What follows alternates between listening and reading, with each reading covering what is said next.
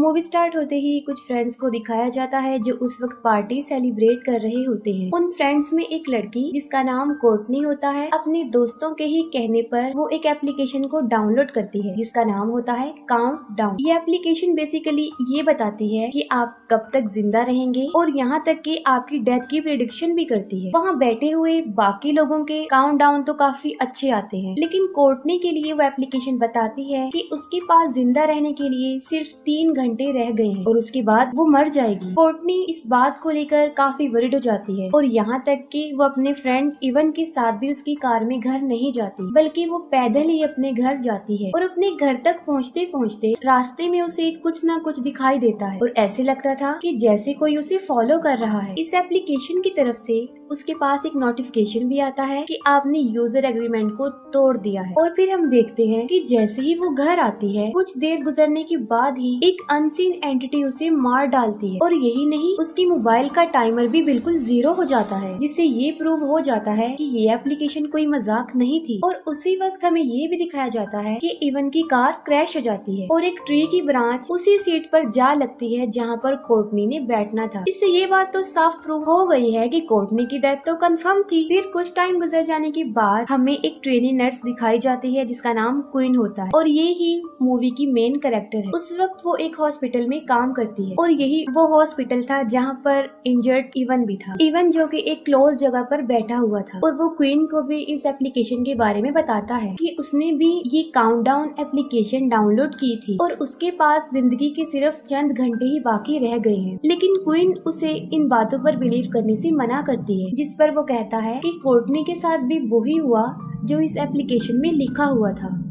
और वो ये भी कहता है कि मुझे पता है मेरी डेथ सर्जरी के दौरान ही होगी और इसी वजह से वो सर्जरी को अवॉइड करना चाहता था। अब इवन को समझाने के बाद क्वीन के कुछ को-वर्कर्स इस एप्लीकेशन को डाउनलोड करते हैं और उन सब के नंबर्स काफी अच्छे होते हैं, जिसका मतलब ये होता है कि वो काफी अरसा तक जिंदा रहेंगे। और तभी अचानक से एक लड़की हॉस्पिटल में आती है जिसने कुछ ड्रग्स ले ली थी और उसकी वजह से वो सांस नहीं ले पा रही थी। असल में वो लड़की जिंदा नहीं थी, वो मर चुकी थी, लेकिन डॉक्टर फिर भी एक मेडिसिन एक सिरिंज के जरिए उसमें इंजेक्ट करते हैं और देखते ही देखते वो जिंदा हो जाती है। अब क्वीन भी इस एप्लीकेशन को डाउनलोड कर लेती है, लेकिन वो इस बात से परेशान हो जाती है कि जिंदा रहने के लिए ज्यादा से ज्यादा उसके पास 3 दिन है, उसके बाद वो मर जाएगी, जिसको लेकर वो काफी परेशान होती है। इवन जो कि अपनी सर्जरी को स्किप कर चुका था और हॉस्पिटल की इमरजेंसी से एग्जिट की तरफ आता है और ठीक उसी वक्त उसकी मोबाइल पर भी उस एप्लीकेशन की तरफ से मैसेज आता है। और वो मैसेज क्या था? वो मैसेज ये था कि आपने यूजर एग्रीमेंट को तोड़ दिया है। और तभी एक डीमन कोर्टनी के रूप में उसके सामने आती है और उसे नीचे फेंक देती है और ऑन द स्पॉट उसकी डेथ हो जाती है। अब क्वीन को कुछ डॉक्यूमेंट्स लेने अपने घर जाना था और वो अपनी छोटी बहन जॉर्डन को उसके एक फ्रेंड के साथ कबर्ड में बंद पाती है। असल में उन दोनों सिस्टर्स की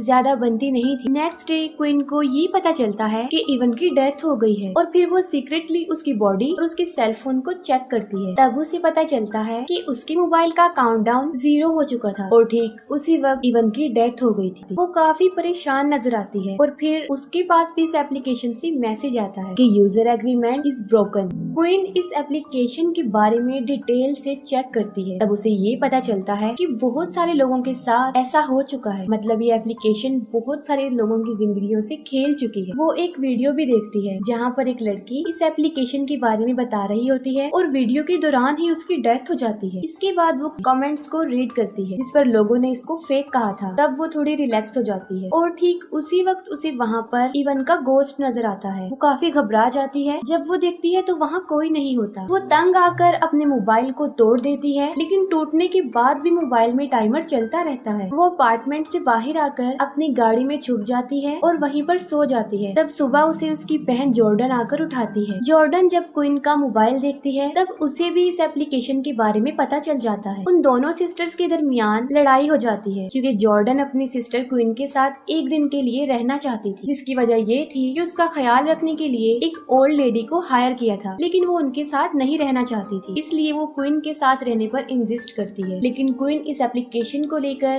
काफी डरी होती है और वो किसी सूरत में उसे अपने साथ रखने पर एग्री नहीं होती और जाते जाते वो क्वीन को कहती है कि मैं भी इस एप्लीकेशन को डाउनलोड करूंगी। क्वीन बहुत ज्यादा पैनिक हो जाती है और वो एक शॉप में जाकर एक नया सेल फोन परचेज करती है। लेकिन यहाँ पर हैरत की बात ये है कि उस न्यू मोबाइल में खुद ब खुद ये एप्लीकेशन डाउनलोड हो जाती है। कार के अंदर एक डिमोनिक एंटिटी उस पर अटैक करती है और इस दौरान उससे एक एक्सीडेंट भी हो जाता है और वो कार से बाहर आकर काफी डर जाती है। और वहीं पर उसे एक लड़का मैट मिलता है जिसके मोबाइल में भी सेम एप्लीकेशन डाउनलोड थी और उसके पास भी बहुत कम वक्त बचा था। वो दोनों एक बार में जाते हैं और इस एप्लीकेशन के यूजर एग्रीमेंट को पढ़ने के लिए एक ड्रंकर के मोबाइल में वो इस एप्लीकेशन को इंस्टॉल करते हैं और ये एप्लीकेशन ये भी बता देती है कि पार्टिकुलर पर्सन ने कहाँ पर मरना है, यानी उसकी लोकेशन क्या होगी। लेकिन जितने लोग भी मरे उन सब ने यूजर एग्रीमेंट को तोड़ दिया क्योंकि उन्होंने इस बात पर ज्यादा ध्यान नहीं दिया था। दूसरी तरफ मैट को वॉशरूम में उसके छोटे भाई का डिमोनिक रूप नजर आता है जो कि उस पर अटैक कर देता है, लेकिन फिर भी वो बच जाता है। इसके बाद वो दोनों एक फादर के पास जाते हैं और फादर उन्हें बताते हैं कि इस एप्लीकेशन का कोड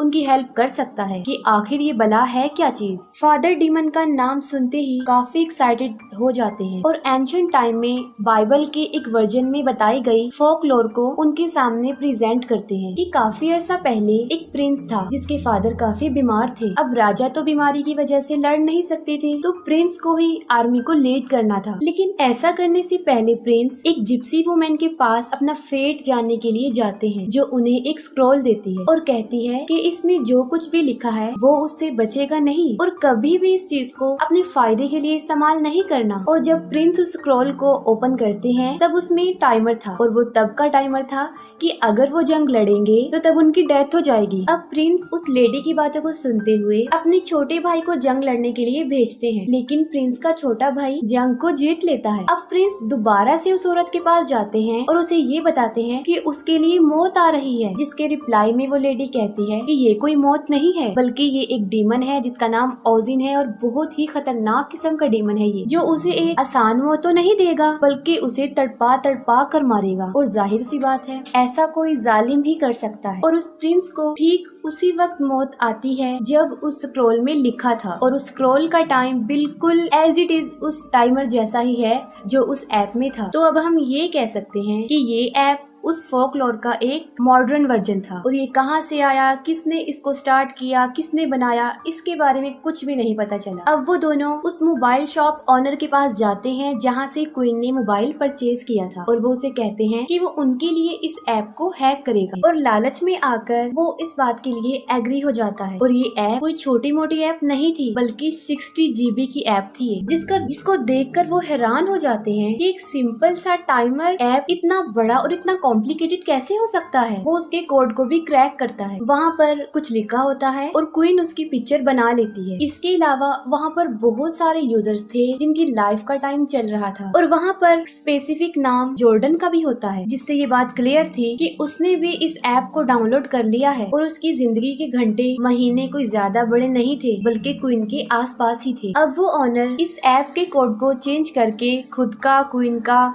जॉर्डन और मैट चारों का एज टाइम बढ़ा देता है और वो ये सोचते हैं कि अब सब नॉर्मल हो गया है, लेकिन ऐसा कुछ भी नहीं था। लेट नाइट हम देखते हैं कि क्वीन और मैट अभी भी साथ ही होते हैं। वो आपस में बातें कर रहे होते हैं। आधी रात को जब क्वीन की आंख खुलती है तब वो देखती है कि मैट ने उसके ऊपर हाथ रखा हुआ है और तभी मैट तो बाहर से अंदर आता है। तो फिर वो किसका हाथ था? और तभी साथ लेटा हुआ डीमन उस पर अटैक कर देता है। उनके मोबाइल्स में उनकी लाइफ टाइमर एक बार फिर से अपडेट हो जाते हैं, जिसको लेकर वो फिर से परेशान हो जाते हैं। तब क्वीन को इस बात का रियलाइज होता है कि जॉर्डन की जान भी खतरे में है और दूसरी तरफ जॉर्डन पर उसकी मदर का डिमोनिक रूप अटैक करता है और वो तीनों मिलकर फिर से उस फादर के पास जाते हैं। मैट उस फादर को इस ऐप का कोड वर्जन दिखाता है जिसे पढ़कर ये पता चलता है कि ये एक कर्स है जिसे तोड़ा भी जा सकता है, यानी अगर कोई टाइम से पहले ही मर जाए या फिर कोई टाइमर को ही हरा दे तो इस कर्स को तोड़ा जा सकता है। और जाहिर है कोई भी मरना नहीं चाहता चाहता और वो डिसाइड करते हैं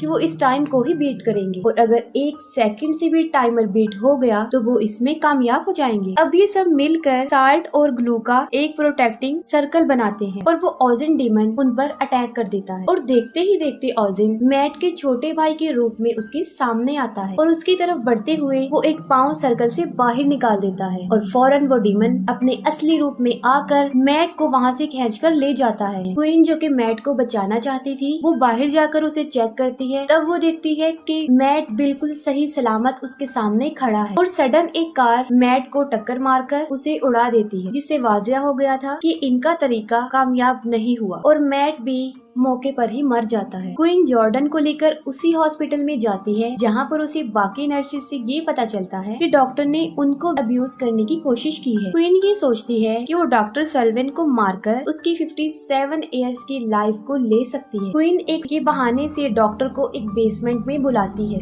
और अभी वो डॉक्टर को मारने ही वाली होती है, तब वो डीमन ओजिन वहाँ आकर डॉक्टर को बचा लेता है क्योंकि टाइम से पहले कोई भी मारा नहीं जा सकता। अब एक तरफ तो डीमन ओजिन जॉर्डन को ढूंढ लेता है और उसे मारने की कोशिश करता है। डीमन ओजिन बस जॉर्डन को मारने ही वाला होता है, तभी क्वीन एक ड्रग लेकर उसके सामने आ जाती है और वो कहती है कि वो खुद को मार डालेगी अगर उसने उसकी बहन को मारा तो। डीमन ओजिन अब उनकी माँ का रूप लेकर उसे रोकने की काफी कोशिश करता है कि वो ऐसा ना करे, लेकिन क्वीन जिसे साफ पता था कि वो डीमन ही है उसकी एक भी नहीं सुनती और उस ड्रग वाले इंजेक्शन को खुद को लगा लेती है, जिससे वो बेहोश हो जाती है और देखते ही देखते मर जाती है और इसके साथ ही ओजिन भी खत्म हो जाता है। जॉर्डन अपनी बहन को मरा हुआ देखकर काफी रोती है, तभी वो उसकी बाजू पर देखती है नार्कन वर्ड लिखा हुआ देखती है और वहीं पर एक इंजेक्शन जो मेडिसिन थी और जैसे ही वो उसे क्वीन की बाजू पर लगा देती है, देखते ही देखते वो जिंदा हो जाती है। बिल्कुल वैसा ही होता है जैसा मूवी के स्टार्ट में उस लड़की के साथ हुआ था और दोनों के ही टाइमर रुक जाते हैं, जिससे ये प्रूव हो जाता है कि वो अपने इस प्लान में कामयाब हो गई हैं और वो कर्स उन दोनों के ऊपर से खत्म हो गया है। क्वीन के मोबाइल में एक नोटिफिकेशन आता है कि काउंटडाउन 2.0 उसके मोबाइल में इंस्टॉल हो गया है, जिससे ये वाजिया था कि अब डीमन ने भी खुद को अपडेट कर लिया है और उनके साथ शायद फिर से कुछ न हो सकता है। उसी रात को शॉप के ऑनर को उसकी फ्रेंड के साथ बैठा हुआ देखते हैं और जैसे ही वो वॉशरूम में जाती है वो उसका मोबाइल चेक करता है और वहाँ पर काउंटडाउन ऐप की तरफ से एक मैसेज आता है जो सबके पास आता था कि आपने यूजर एग्रीमेंट को तोड़ दिया है और वो क्या था, इस ऐप को हैक करना। और तभी सारे रेस्टोरेंट्स की लाइफ ऑफ हो जाती है और वो डीमन उससे भी मार डालती है और इसी के साथ मूवी एंड हो जाती है।